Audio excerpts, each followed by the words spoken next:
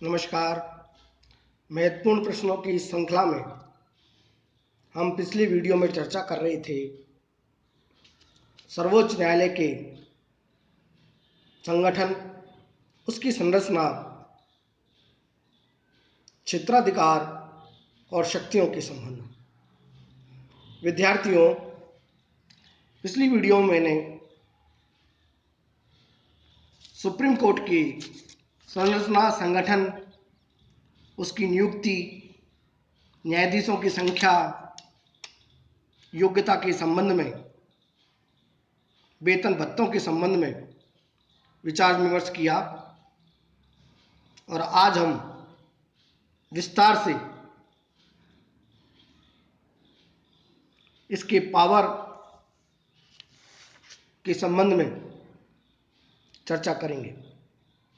मित्रों, भारत के सर्वोच्च न्यायालय को काफी व्यापक क्षेत्राधिकार प्राप्त है।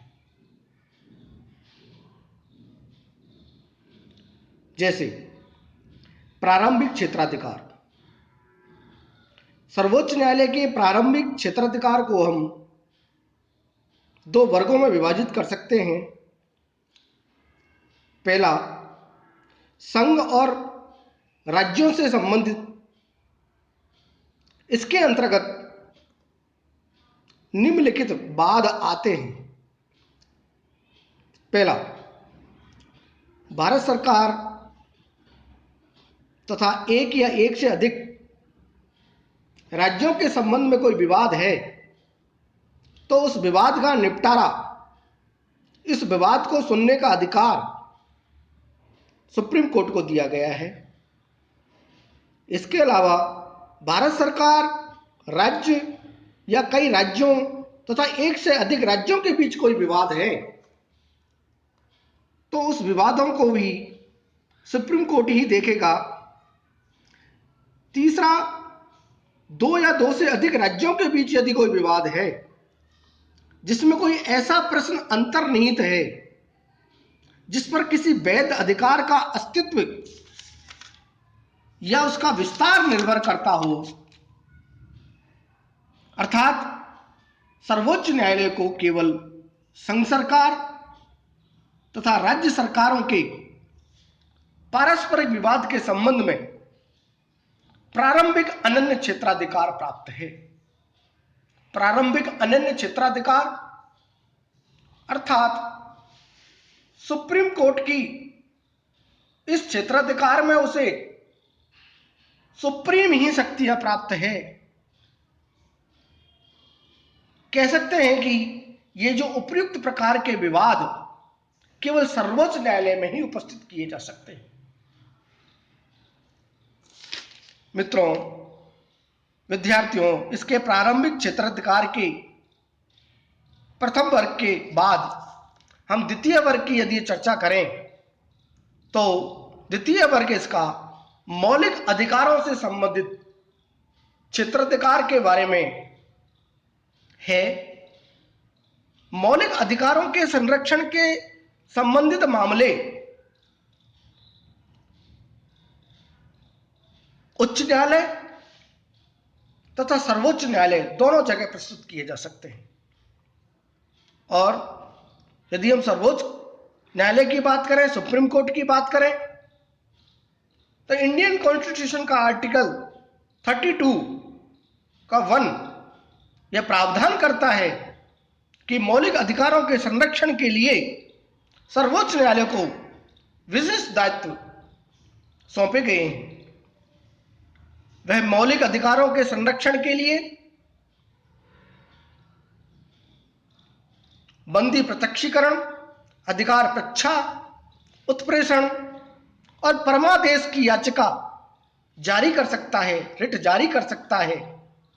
और इस संबंध में उच्चतम न्यायालय को मूल न्यायाधिकार प्राप्त है और नागरिकों का अधिकार है कि वे बिना अपील याचिका के सीधे उच्चतम न्यायालय में जा सकते हैं। इस तरह का अधिकार उच्च न्यायालय को भी प्राप्त है। इसका अर्थ यह है कि जब किसी नागरिक के मूल अधिकारों का हनन हो रहा हो तो वह सीधे उच्च अथवा उच्चतम, हाई कोर्ट अथवा सुप्रीम कोर्ट, दोनों जगह जा सकते हैं अपने मूल अधिकारों की रक्षा के लिए। विद्यार्थियों, यह इसका प्रारंभिक क्षेत्राधिकार है।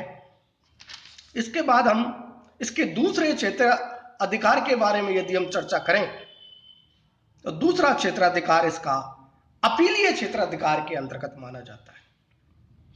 मित्रों, सर्वोच्च न्यायालय को प्रारंभिक क्षेत्राधिकार के साथ साथ संविधान में अपीलीय क्षेत्राधिकार भी प्रदान किया गया है और उसे समस्त राज्यों के उच्च न्यायालयों के निर्णय के विरुद्ध अपील सुनने का अधिकार प्राप्त है।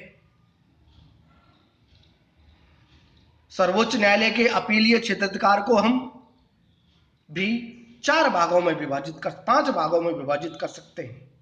पहला, संवैधानिक क्षेत्राधिकार, दूसरा दीवानी क्षेत्राधिकार, तीसरा फौजदारी क्षेत्राधिकार और चौथा विशेष अपीलीय क्षेत्राधिकार और पांचवा विशेष अदालतों से सर्वोच्च न्यायालय में सीधे अपील करने की जो व्यवस्था है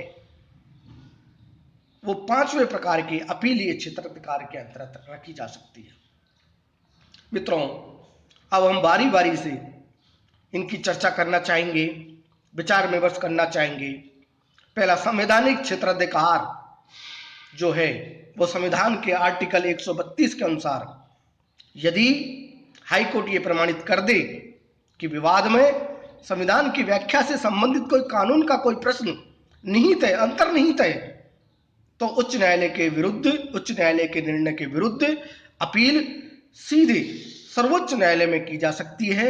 और यदि राज्य के उच्च न्यायालय ने ऐसा प्रमाण पत्र देना अस्वीकार कर दिया है तो सर्वोच्च न्यायालय को अनुच्छेद 136 के तहत यह अधिकार प्राप्त है कि वह ऐसे किसी अपील को अनुमति प्रदान कर सकता है। मित्रों, विद्यार्थियों, यदि उसको यह भी विश्वास हो जाए कि उस विषय में संविधान की व्याख्या का कोई महत्वपूर्ण प्रश्न अंतर्निहित है, उसके फलस्वरूप यह सर्वोच्च न्यायालय का अंतिम संरक्षक और व्याख्याकर्ता बन जाता है। मित्रों, विद्यार्थियों, दूसरा आता है दीवानी क्षेत्राधिकार। इस संबंध में भी इंडियन कॉन्स्टिट्यूशन में 30वें संविधान संशोधन के द्वारा यह व्यवस्था की गई कि आर्टिकल 133 के अंतर्गत उच्च न्यायालय से सर्वोच्च न्यायालय में ऐसे सभी दीवानी मामलों में, दीवानी विवादों में अपील की जा सकेगी जिसमें उच्च न्यायालय द्वारा यह प्रमाणित कर दिया जाए कि विवाद में कोई कानून की व्याख्या से संबंधित प्रश्न निहित है, अंतर्निहित है और विवाद सर्वोच्च न्यायालय में अपील के लिए अभिष्ट है। तीसरा आता है फौजदारी क्षेत्राधिकार। मित्रों, आर्टिकल 134 के अनुसार फौजदारी विवादों में उच्च न्यायालय के निर्णय की अपील निम्न परिस्थितियों में सर्वोच्च न्यायालय में की जा सकती है। वो परिस्थितियां क्या है? पहली परिस्थिति यदि ये है बनती है तो वो क्या बनती है? यदि उच्च न्यायालय ने अपील प्रस्तुत होने पर किसी व्यक्ति को उन्मुक्ति का आदेश रद्द कर उसे यदि मृत्युदंड दे दिया है, प्राणदंड दे दिया है, तो उस समय सीधी अपील सुप्रीम कोर्ट में की जा सकती है। दूसरा, उच्च न्यायालय के अधीनस्थ न्यायालयों से अभियोग विचारार्थ अपने पास मंगवाकर अभियुक्त को प्राणदंड दे दिया है, उस समय भी सुप्रीम कोर्ट को इसको सुनने का अधिकार है। मित्रों, विद्यार्थियों, इसके अलावा अगर उच्च न्यायालय यह प्रमाणित कर दे कि विवाद सर्वोच्च न्यायालय के विचार योग्य है, खुद हाईकोर्ट इस बात को कहे, प्रमाणित करे कि यह विवाद सर्वोच्च न्यायालय के विचार करने योग्य है, तो भी अपील की जा सकती है। विद्यार्थियों, मित्रों, अपीलीय क्षेत्राधिकार के अंतर्गत ही चौथा विशेष अपीलीय क्षेत्राधिकार आता है और ऐसे मामले जो उपयुक्त विषयों में नहीं आते हों लेकिन फिर भी उनमें सर्वोच्च न्यायालय का हस्तक्षेप आवश्यक हो, लगता हो, महसूस होता हो, तो उनमें भी सर्वोच्च न्यायालय को अपील सुनने का अधिकार है। सर्वोच्च न्यायालय भारत राज्य की क्षेत्र सीमा में स्थित किसी भी न्यायालय अथवा न्यायाधिकरण के द्वारा दिए गए किसी भी निर्णय, दंड, आदेश के विरुद्ध अपील सुन सकता है, लेकिन सैनिक न्यायालय के द्वारा दिए गए निर्णय के विरुद्ध सर्वोच्च न्यायालय में अपील नहीं की जा सकती है। ये ध्यान देने की बात है कि सैनिक न्यायालय के द्वारा यदि कोई निर्णय दिया या डिसीजन दिया है तो उसकी सर्वोच्च न्यायालय में अपील नहीं की जा सकती। सैनिक न्यायालयों को उससे मुक्त रखा गया है। सर्वोच्च न्यायालय को राष्ट्रपति, उपराष्ट्रपति, लोकसभा का अध्यक्ष और प्रधानमंत्री सहित भारतीय संघ के अन्य पदाधिकारियों के चुनाव में उत्पन्न विवादों में भी निर्णय देने का अधिकार प्राप्त है। कितनी महत्वपूर्ण बात है। यदि राष्ट्रपति, उपराष्ट्रपति, लोकसभा अध्यक्ष, प्रधानमंत्री और भारतीय संघ के कोई भी पदाधिकारी, अन्य पदाधिकारी जो चुनाव से संबंधित जो विवाद है, उन सभी विवादों को सुप्रीम कोर्ट सुन सकता है। विद्यार्थियों, मित्रों, इस अपीलीय क्षेत्राधिकार के अंतर्गत ही अगला क्षेत्राधिकार जो है अंतिम, वह है विशेष अदालतों से सर्वोच्च न्यायालय में सीधे अपील करने की व्यवस्था।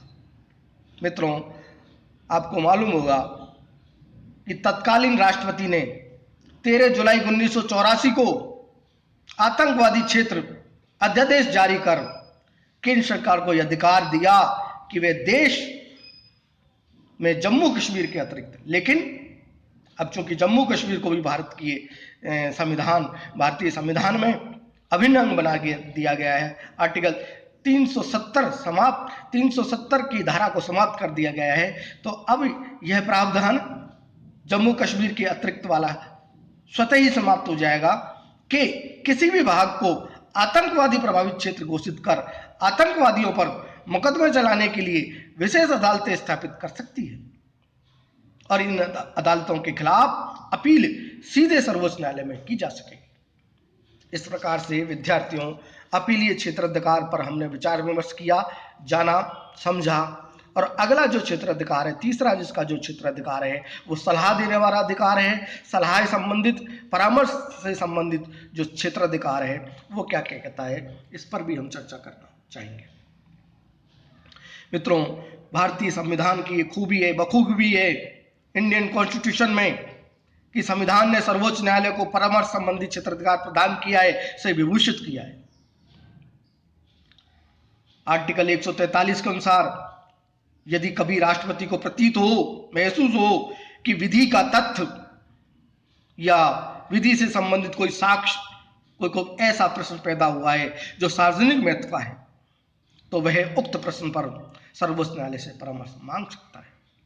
और यद्यपि न्यायालय पर संवैधानिक दृष्टि से ऐसी कोई बाध्यता नहीं है कि उसे परामर्श देना ही पड़ेगा। अनुच्छेद 143 का खंड 2 राष्ट्रपति को यह अधिकार देता है कि वे संविधान के लागू होने के पूर्व किसी संधि, समझौते आदि के संबंध में उठे विवादों को इस न्यायालय के पास उसकी सम्मति जानने के लिए भेज सके। लेकिन सर्वोच्च न्यायालय ने अयोध्या के प्रकरण में राष्ट्रपति द्वारा मांगी गई राय के संबंध में निम्न बातें स्पष्ट कर दी। जानना होगा, बड़ा महत्वपूर्ण प्रश्न है। अनुच्छेद 143 का 1 कानूनी और संवैधानिक महत्व के मामले में ही लागू होता है। दूसरा, ऐतिहासिक व पुरातात्विक मामलों में नहीं। न्यायालय का मत है कि वह सभी मामलों में राष्ट्रपति को राय देने के लिए आबद्ध नहीं है। तीसरा, अनुच्छेद 143 का 1 के अंतर्गत यह प्रकट की गई है, यह भावना प्रकट की गई है कि उच्चतम न्यायालय की राय न्यायिक उद्घोषणा या न्यायिक निर्णय नहीं है। मित्रों, विद्यार्थियों, इस परामर्शदाती क्षेत्राधिकार के बाद, सलाह संबंधी क्षेत्राधिकार के बाद, हम अगली चर्चा संविधान की व्याख्या और सुरक्षा के अधिकार से संबंधित करना चाहेंगे। विद्यार्थियों, संविधान की व्याख्या तथा सुरक्षा का अधिकार भी, का दायित्व भी सुप्रीम कोर्ट को ही सौंपा गया है, प्रदान किया गया है। सर्वोच्च न्यायालय के द्वारा दी गई संविधान की व्याख्या सर्वोपरि और सर्वोत्तम है, मानी गई है। और साथ ही संविधान के अनुच्छेद 137 के अनुसार सर्वोच्च न्यायालय को न्यायिक पुनरावलोकन का अधिकार प्राप्त है, जुडिशियल रिव्यू का अधिकार प्राप्त है। अर्थात सर्वोच्च न्यायालय को अपने द्वारा सुनाए गए निर्णय या दिए गए आदेश का पुनर्अवलोकन करने का अधिकार प्राप्त है। शक्ति प्राप्त है। और यदि संसद द्वारा निर्मित कोई कानून, केंद्रीय कार्यपालिका द्वारा जारी किए गए कोई आदेश संविधान के किसी अनुच्छेद की अवहेलना करता है या करते हैं तो सर्वोच्च न्यायालय के ऐसे कानून या आदेश को अवैध घोषित करने का अधिकार है। यदि केंद्र सरकार या राज्य सरकार अपने अधिकार क्षेत्र के बाहर किसी कानून का निर्माण करे तो सर्वोच्च न्यायालय ऐसे कानूनों को रद्द भी कर सकता है। संविधान देश का सर्वोपरि कानून है और उसकी सुरक्षा करना सुप्रीम कोर्ट का दायित्व है, प्रमुख वैधानिक कर्तव्य है। 24 अप्रैल 1973 को सर्वोच्च न्यायालय ने केशवानंद भारती के प्रसिद्ध अभियोग में यह निर्णय दिया कि संसद संविधान में ऐसा कोई परिवर्तन नहीं कर सकती जो संविधान के मौलिक ढांचे को ही नष्ट करे। सर्वोच्च न्यायालय के इस निर्णय ने संसद की संविधान संशोधन करने की शक्ति को सीमित कर दिया और यह जरूरी भी है। इस प्रकार यह स्पष्ट है कि संविधान के व्याख्याकार के रूप में सर्वोच्च न्यायालय संसद की शक्तियों पर प्रतिबंध लगा सकता है। जरूरी है कि इस देश की बखूबी, लोकतंत्र की खूबी को बनाए रखने के लिए संविधान की रक्षा करने के लिए सुप्रीम कोर्ट के इस दायित्व और कर्तव्य को बखूबी ढंग से व्याख्या की गई है सुप्रीम कोर्ट के द्वारा।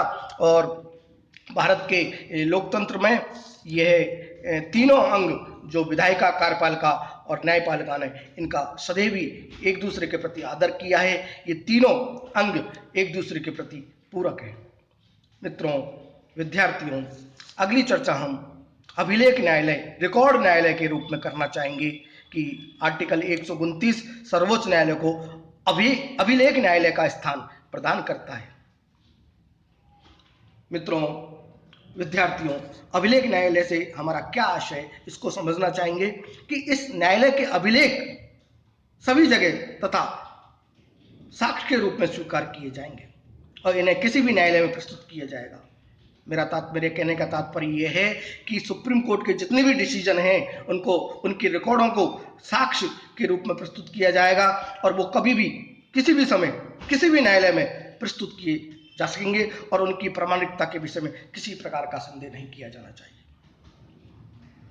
मित्रों, विद्यार्थियों, और इसके अलावा इस न्यायालय के द्वारा यानी कि सुप्रीम कोर्ट के द्वारा न्यायालय अवमानना पर दंड दिया जा सकता है। वैसे तो यह बात प्रथम स्थिति में स्वयं ही मान्य हो जाती है, लेकिन भारतीय संविधान में सर्वोच्च न्यायालय को उसकी अवमानना करने वालों को दंड देने की व्यवस्था विशिष्ट रूप से प्रारंभ में ही कर दी गई है। मित्रों, विद्यार्थियों, निष्कर्ष रूप में, संक्षिप्त रूप में हम ये कह सकते हैं कि मौलिक क्षेत्राधिकार को छोड़कर भारतीय सर्वोच्च न्यायालय की जो शक्तियां हैं वे विश्व के किसी भी सर्वोच्च न्यायालय से अधिक है। अपीलीय क्षेत्राधिकार में उसकी शक्तियां अमेरिकी सर्वोच्च न्यायालय से अधिक है।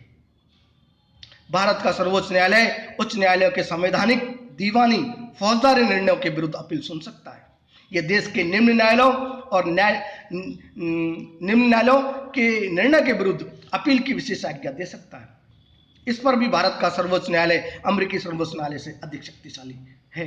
वस्तुतः भारतीय सर्वोच्च न्यायालय की शक्तियां कानून के द्वारा स्थापित प्रक्रिया के कारण मर्यादित है, जबकि अमेरिकी सर्वोच्च न्यायालय की शक्तियां कानून की उचित प्रक्रिया के कारण अमर्यादित है। विद्यार्थियों, मित्रों, इस प्रकार से हमने आज की इस वीडियो में सर्वोच्च न्यायालय की क्षेत्राधिकार और शक्तियों पर विस्तार से विचार विमर्श किया और इस प्रकार आपका ये जो महत्वपूर्ण क्वेश्चन भारत में सर्वोच्च न्यायालय के गठन, शक्तियां, उसकी संरचना, उसके क्षेत्राधिकार पर जो है उस पर हमने चर्चा की और ये शायद आपके लिए, परीक्षा के लिए विशेष उपयोगी रहेगा।